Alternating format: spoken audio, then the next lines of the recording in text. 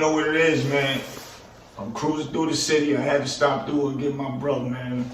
It's one of my childhood friends. Everybody say we look alike. That was, you know, everybody thought like this was my real brother, which it is my real brother, just from another mother. You know what I'm saying? It's my bro. They call him Baby Marv up here. But yeah, so I had to stop through and get this one, man. Me and Jack's cruising through the city. So, y'all know how to do a street knowledge. I'm getting ready to give y'all some more street knowledge of where I come from and where this guy here come from. He used to be a hardhead. That's how he got 14 years now listening to his big brother. For real, for real. So, I want to start off, man. Where we gonna go from here, brother? I mean, we got so much stuff to do. Since like 1984, you're the big homie to me. You know, you always have my back. You always been loyal. Facts. And you know, I got mad love. You my brother, man. So remember I told y'all it was a segment when I used to be upstate Kingston, New York, and I had the store up there. I had bought about 7, 8 guys up there. This guy was one of them that was with the team, and we went up to Kingston, and we went up there and kind of, you know, set our mark. There was a lot of other cats who didn't get money. Pistol Pete, Chuck, Bean, what, Beanie? Beans. Bean. Beanie. Yeah. Who else we had? We had Swift with us. Swift was with us. Daz was up there. Yeah, for a minute. Murph. And that's when I caught, you know, did that first one, snatch a nigga Well, up. me and you was the first original ones to Right. go up there and find that spot. Right. Kawana's sister Took us up there. We went up there and set the groundwork for everybody else to come up there. So when we was young, we wanted to get a lot of money, man. We was, you know, me and this guy used to go downtown to 42nd Street. I think I told y'all that story. I used to tell him, yo, man, we're gonna sell some t-shirts, man, some lemonade on the corner. He like, word? I'm like, yeah, man, fuck that. We go down to Chinatown, and we go to Chinatown, get the shirts. What we used to get them, 2 for 20? No, yeah, 2 for 20, and sell them 1 for 20 up here. The I Love New York, and a whole bunch of different sayings on them. We had a lot of them too. Yeah, we get a lot of them and set the table up, the shopper cart outside, and he used to hold it down while I run and go do other things. So, you know, we did that for a little minute, try to get some money rolling in. We did that for a little while, and then, you know, we graduated to doing other big things. But remember that time we was down there and the little short dude tried to call himself gonna rob us?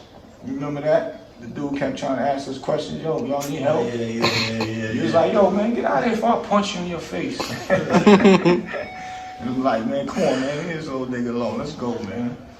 But, long story short, as y'all gonna see in the documentary, I found a spot on 142nd Street between Broadway and Hamilton.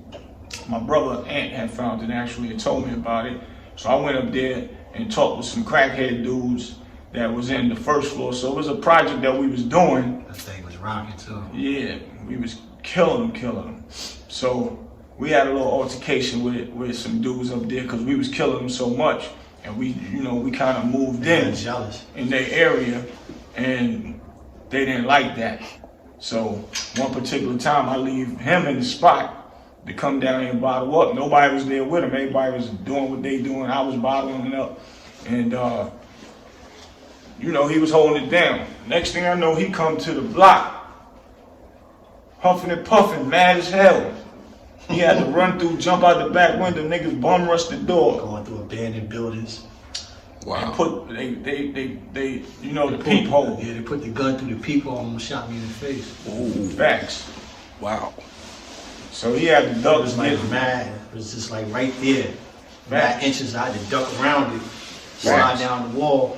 Wow. He was kicking the door, trying to kick the door, but we had the joint where the police couldn't, the barricades. Yeah, I had a barricade built where you can't kick it in. Wow. By the time the police get in there, we gone. So that's what saved him from these dudes. Okay. And what happened was, it was a particular guy. He was on the corner, and you know, we were supposed to be cool, but you know, he was supposed to be one of the tough guys in the hood and all that. And from what I had heard, he had went gambling and lost his money gambling. The only thing he could think of is now, because it's slow for him, but we killing him. First thing we did was go. Instead of just trying to get down, Yeah, nigga. he want to try to rob a nigga. Yeah, and call himself gonna close us down. He ain't having that. Not at all. So what we did was, I came down the hill. mm-hmm. I can tell you exactly what I told you what happened. We got some things. That's a fact. When I went up there, I ain't gonna really say what else happened after that, but Mm-hmm. I ain't had that problem no more. Yeah, not at all. So, you know, after a while, you know, everything was smooth, copacetic, we got cool with everybody. I was already cool with niggas up there, but, you know, when you start getting some money, it turned to a whole nother thing.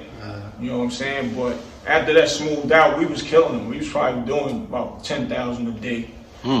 That's where you had the yellow Corrado. I went and bought the yellow Corrado Then on I top of the line. Boston with the champagne BM. He had the Drop champagne top. BM, the drop top joint, had the white 325.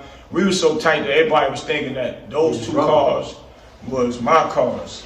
Wow. And unique to this day was like, yeah, man, you tell them about when you had the champagne. I was like, nah, that's Marv car. Who's get anything from me? Marv car. But one thing we always did was stick together. You know what I'm saying? We never started no trouble. Only if it is trouble, then we gonna go step to the problem. That's it. And that's why we having this conversation right now, so that you will understand what we went through, how we could have lost our lives, and all that. So you want to tell them the story of how you caught your time? Tell them the other story though first. When we was Which in one? Virginia, man. When we took the train. Oh yeah, man. tell them. You can tell them. Yeah, I took the train one time because me and him always venturing out looking for new ways of how to get some money. Facts. So we went down to what was that, Hampton, Virginia, or Newport News. Newport News, Virginia, and we had this way set up where we put the work inside a radio. Yeah, the big boom boxes back in the day. And we had it taped up where, you know. So I thought of a way. I'm like, man, everybody be getting pulled, jumped out on the train. Police be on the train. It's crazy. We had CDs because we were starting the rap label. Yeah, the Young Guns. Yeah. What I thought about, I'm like, well, damn, man, I could unscrew this radio and put the work in the radio.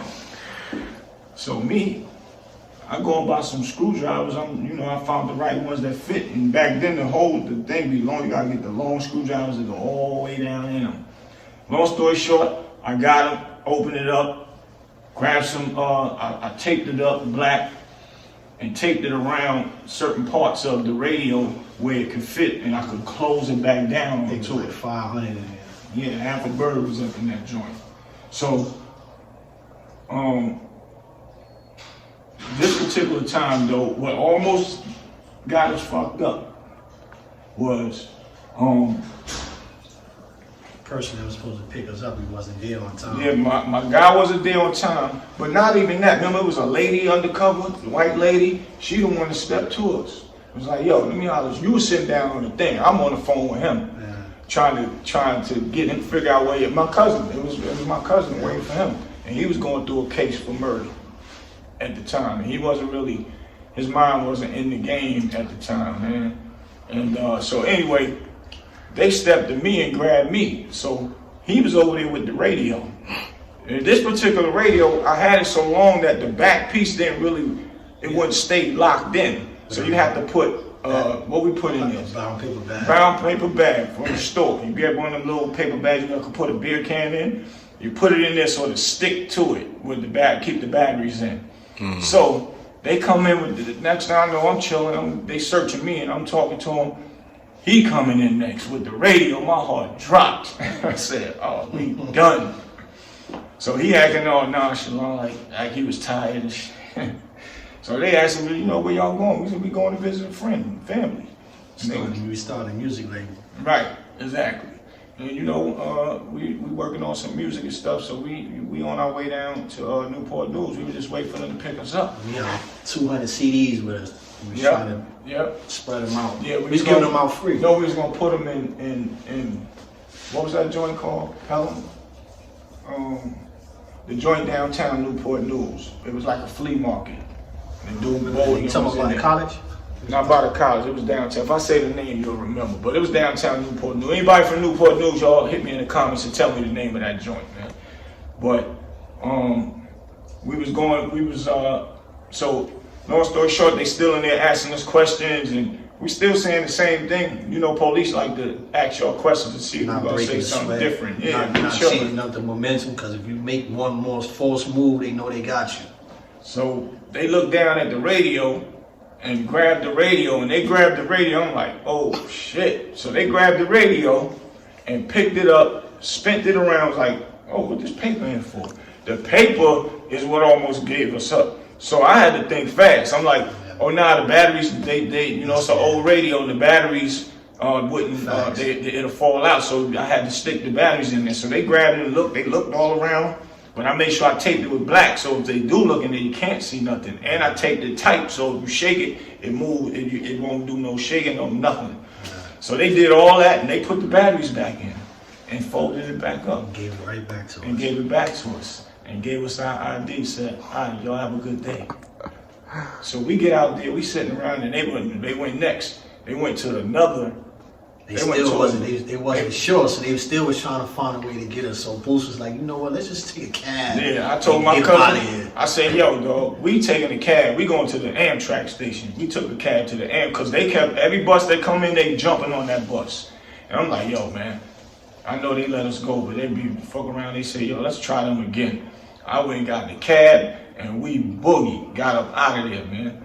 So, you know, those things that y'all young cats want to do, y'all, that's the life that comes with it. That pressure, and if you fold that one move, me and him would have just did one wrong move, man, we probably wouldn't have been here. You know, you coming from New York, going out of town, the numbers is different. Big They're difference. giving you 50, 60 years. Yeah, so. especially Virginia, because Virginia's Commonwealth. They don't care about none of that, period. So, you know, that was one cycle that we got around, and then it was the Kingston situation with me and him. We was upstate Kingston, and we got into it. Well, we was killing the game up there too. I went up there. I always go and drop my numbers and drop prices, and I was giving everybody.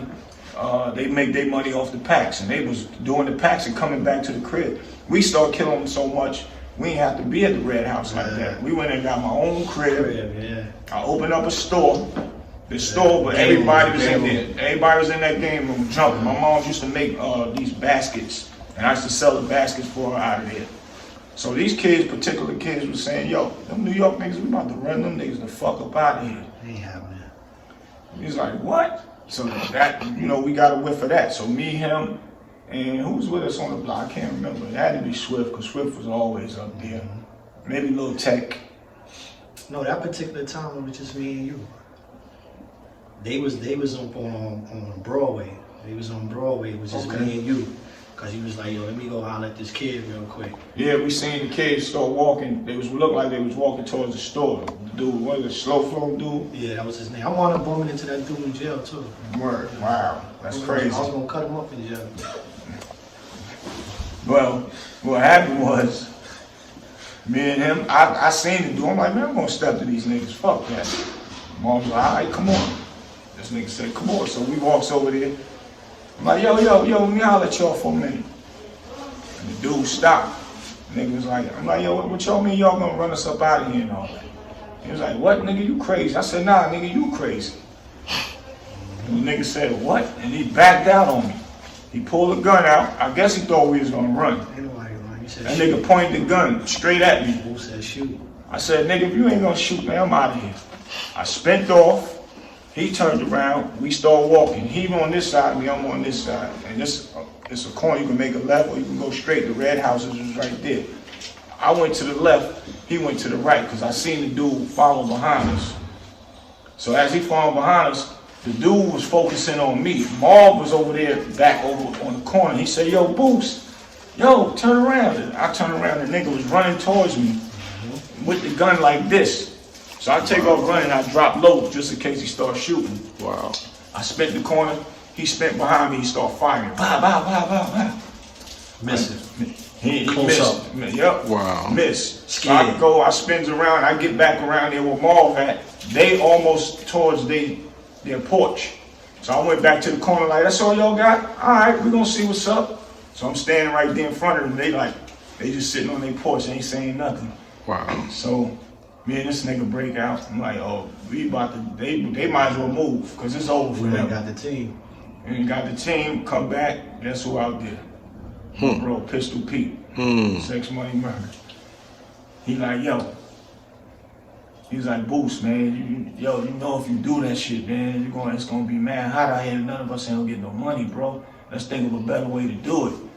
I'm like, Pete, these niggas got to go. He said, I understand, bro. I ain't telling you not to handle your business. I'm like, but yeah, you right. I'm gonna figure it out. We always been about the money first anyway. That's a fact. Money first, violence later. So what I did was I didn't let him keep going back out there. We were sending our other team out there to get the money, and we was scheming on how we was gonna tear them niggas ass up. But I'm gonna show you how God worked. They end up getting locked up. Their house got raided, and all of them went and got locked up. Exactly. So we ain't have to do nothing. So I don't know how he ended up meeting the nigga in there, because this was a couple of years later to get into his story of how he caught his first bid doing a murder, which he was young and not paying attention, and was getting, you know when you get so much money and then you lose it, you want all that bread back. That's what happened to me. So him being young, he wasn't wild, but he always was about his business. Got that bread, but still had heart. And the team he was running with knew he had the heart. And they was running up and robbing everything.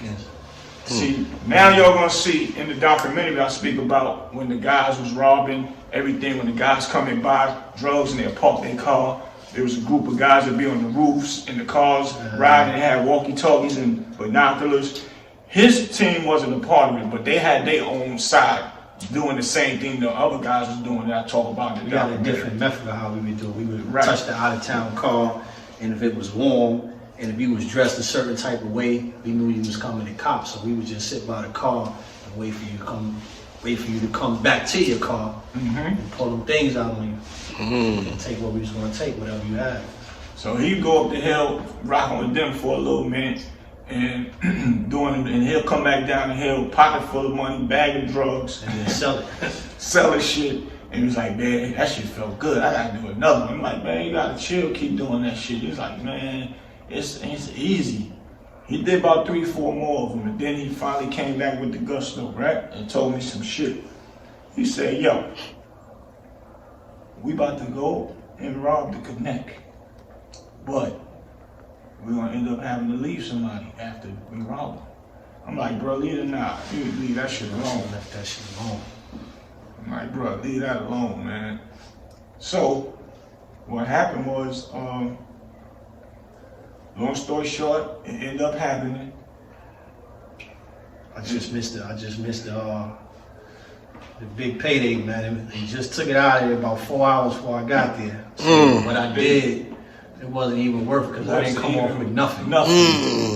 Nothing. And I wound up doing 14 for that. And I told him, I said, man, leave that shit alone. I said, everybody's cool, but you ain't really grew up with them like that. You don't The niggas know. I was running with, they told me. You ain't gonna know if they gonna tell you. Those wasn't my original day ones. And I'm like, you grew up with them, they cool, niggas about their business, whatever, but you don't know if something hit the fan, if they gonna be able to hold their mouths or not. And he's like, nah, I get them being like this. And I'm like, all right. And Being a hardhead. He left and went and did what he did on his own, right? So they go, they get up in there and get the safe. Long story short, somebody lost their life in that house. He comes down the hill, called me, and that down the block is it was a garage like this one, but it was an old abandoned one. So they come with an old safe. They like, yes, this the ghost gusto. So we go up in the in the garage. Break that thing open. He break the safe open. It took me about 3 hours. Yep, about 3 hours to get into that safe. Finally get into that motherfucker. And guess what was in there? Nothing. Some pennies and nickels. I just missed it. So to tell you how smart the Spanish dudes was up there. They had a dummy safe in there, and they had the real safe up in there. Y'all didn't miss it. Y'all didn't get the real safe. The police got the real safe. The police got the real safe that was with the shit in it. Wow. It was in a whole other room. Wow. So now this is a story to let y'all know, and this is my brother, somebody I love and die for, vice versa. And it's like he did 14 years. Somebody lost their life. Somebody lost their life, man. And basically he lost a lot of his life during that time for nothing at all. And not only that, the Spanish niggas, they didn't even get their drugs or whatever that was in that safe and money. The police got it after the fact. Lost a lot of my connections. When I came home, I ain't really know nobody no more. I had to start all over. Yep, facts. That's a fact. So, it's rough. It's rough out there in that world thinking that robbery shit and all that. Like when I be telling y'all, man, I'm not telling y'all just because I'll just be talking. I live that life. Now I'm in New York and I'm showing y'all what I've been through, and I'm bringing one of my friends and they showing you what they did. It ain't worth it. Cause I could have made more. I could have made more, way more than that. If I would just, for real, he could have made just 14 years of money in 1 year from what we was doing. It's just called fall back and regroup. That's it. Fall back and regroup and do it another way. Not saying that selling the drugs would still been cool either. Could have lost his life doing that, but it would have been better. He wouldn't have lost his life for nothing. 14 years for some nickels and some pennies when they opened that shit. There was something else in there, some little boxes. then when you look back at it, you know somebody else lost their life for trying to protect themselves. That shit ain't worth it, man. Right, for real. That shit is like crazy, man. So, you know, those are our stories. And one of where I could have lost my life with a guy pointing the gun at me. But I was always told, if somebody point a gun at you, don't run. Either I'm gonna rush him and take it, try to take it, and get shot. Maybe I ain't gonna die trying. Yeah. Or walk away from it. That was just the code we came up under. Yep. Because if you run, that's what make him get the heart to shoot. Because once he let me walk away, why he come behind me for and didn't want to run up on me? He ain't had a heart to shoot from the first time. And now he gave me a chance to come back and get him. But luckily, he went to jail because I was going to come back and get him. And I'm only saying this to say, no telling what it could have been an on cycle. I could have got caught up going to get him. He lost his life, I might have lost my life trying to go get him. Anything is possible, you know what I'm saying? So that's what these stories is about. All the way down to when I snatched a nigga up there, put him in the car and had somewhere where I was gonna take him to knock him off. But he lucky that lady was his angel when I brought him outside. Another time, and Pistol Pete was right there to open the door to let me in. To go and get him. Because we never been the type to start shit, Nah, but we always finished it. that's a fact. That's a fact. So, never played no tough role, not no tough guys. We used to like to get money, We just just be wanted the fly, money. and that's it. Have He's fun. the reason why I liked to get the money, because he always had some type of scheme going on. That's a fact. Oh, ain't nothing changed. Big facts. But it's legal schemes now. Yeah, that's a big fact. So, you know, we on to that bigger bag, that $1 million bag legally. And that's what it's all about. So I just wanted to let y'all know, and I had to get my brother on here so y'all could understand the story better than me just telling it. It's coming from somebody that was there with me and actually went through it. Can I get a youth one little thing though? Yeah, please do. Give it all to him. I'm a product of the streets, but I also want to point this out. A guy come home from jail said they can't make it. I'm 100% proof that it can be. You can make it. Facts. That part. I drive a bus for a living. I make about $160 a year, and I eat good and I live comfortable now. I ain't got to worry about nobody kicking in my door. I sleep good at night. I take trips all around the world. Whenever I want to get up and go, I just get up and go. I got bikes, cars, all kind of shit. And it's not even from standing outside hustling. So I say that to say, if I can make it, anybody can make it. Now that's the message. That's a fact. And That's the message. That's called the turtle win the race. Remember that slow money I was telling y'all about? He wait for a paycheck. And the paychecks he getting now, even though it adds up to 160,000 a year, the paychecks that he getting now monthly, he was probably making that in a day. But he learned to humble himself to say, fuck that. I'll take that 8,000 a month. That's good money. I ain't going back. Yeah, but opposed to 8,000 a day. Not only that, when we was getting 8,000 and 10,000 in 2-3 days That was or a dice day, money.